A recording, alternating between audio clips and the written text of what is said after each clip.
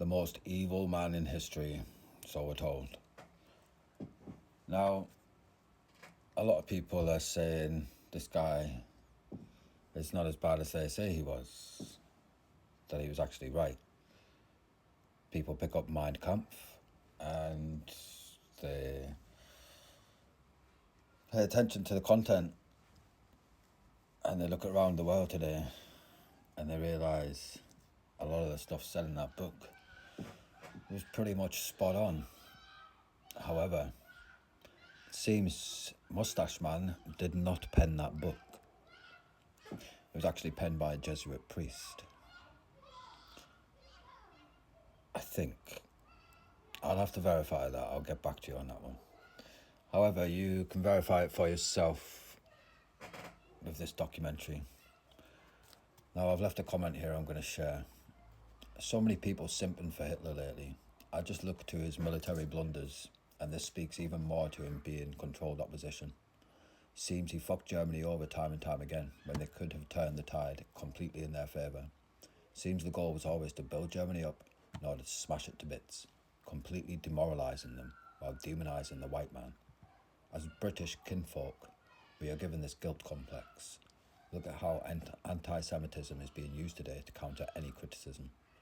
I am happy to believe he was the good guy, if that is where the facts lead us. To think the Jesuits and the Zionists are not working together at this point with the information available is nonsensical. It's called compartmentalisation, need-to-know basis. Thank you for this vital information. I rely on people like you to present this information, then I can verify it for myself. You have my utmost gratitude. So, that's the premise of this video, basically. I think we should really investigate these things for ourselves rather than just, listening to somebody simping for Mustache Man, because it's just leading us down a road they want us to go down. I'm not going to put this man on a pedestal. If I'm going to put anybody on a pedestal, it's going to be Jesus Christ. But they lie about him too. So you've got to be careful there. I was looking into whether Jesus was an Essene, considering he's called Jesus the Nazarene. Co-pilot tended to disagree and told us that Jewish scholarship will tell us that he is indeed a Jew. But then I questioned co-pilot and said, well, can we trust the Jewish scholars when Jesus, back in his day, was royalist against them? He was royalist against the scribes, the Pharisees and the Sadducees. Seems the Essenes were what he aligned with.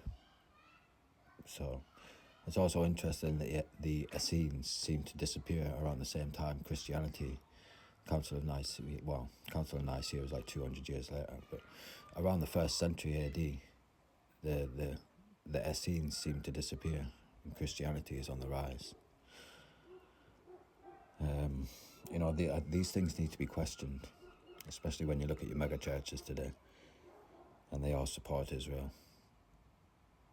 It's pretty clear they are the enemy of humanity at this point. I'm just going to stop sugarcoating it.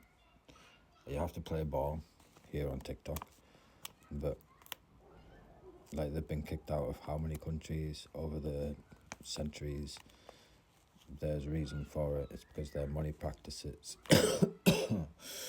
The big pharma, big oil, they have overwhelming say in what goes on in politics. If you look into politics and where the funding comes from, the biggest donors are big pharma. Who owns big pharma? If you go further down the list, big oil is one of our highest donors. Again, who is CEOs in these companies? Who really runs the world, ladies and gentlemen? We say it for a reason. We don't say it because it's fringe, conspiracy, anti-Semitic. We say it because it's fucking true.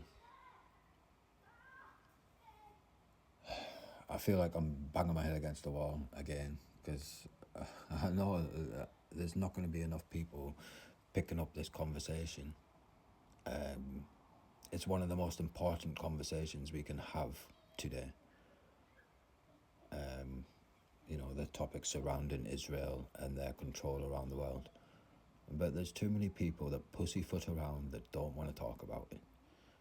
I will keep coming out here and I will keep banging this drum,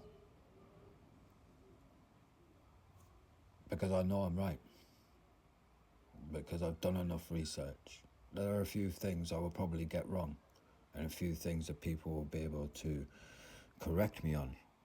But that's the whole point. We need to have this conversation.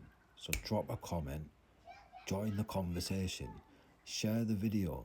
If you have nothing to say, at least share the video, because somebody you share it with might have something to say. And then they might make a video off the back of this as well and keep this conversation rolling. That's the whole point of what I'm doing. Right? I'm just hoping somebody that's got a big enough following, that's got a big enough influence, is going to pick this up and run with it. Because I know people they're not engaging with me because they look at me like I'm a piece of shit. And that's partly because I feel like a piece of shit. I've got no motivation to get up in the morning sometimes. I don't care about myself enough. And, that projects itself. So I need to learn to love myself. And as time goes on, I am learning to do that. But, Andrew Tate bangs on about depression not being real. It is real. It's a state of mind, and you can slip in and out of depression. It's quite easy. Now, obviously, if you've got loads of money and, you're occupied, you haven't got time to dwell on things. I do, right? That's the simple fact of the matter. I need to occupy myself. I need to find a hobby. I know I've gone off topic here, but at the end of the day, if you're real, and you're still here and you're listening to what I'm saying. Do you know what I mean? And I thank you for your time. I know I've got a lot of flaws. I'm not a role model. That's not what I'm trying to be here, right? I'm not trying to be a leader here. I'm not coming on TikTok to say, right, I've got the right idea, let's go, let's do this. I'm not saying, right, let's go. And this is no offense to anybody that's doing that, right? But I'm not saying, like, right, let's get a gathering together, let's do all this. I'm trying to get the right conversation going, which is Israel, right? Are people going to really start talking about it yet? Because I'm going to go live and we'll see. And we'll see how many people come into the live and then just dip out again. I'll do it on my other channel, because on this channel I'm shadow banned. In fact, I wanted to share this video, so that's why I'm going to do it on this channel actually. But, I'm live often. Come in my lives and join the conversation. Do you know what I mean? And again, the whole conversation, the whole point is to keep the conversation going. Even if you just drop in for 5 minutes, right? Just to get a few talking points that you can go and share with your friends, right? Keep the conversation going. Who's controlling the world?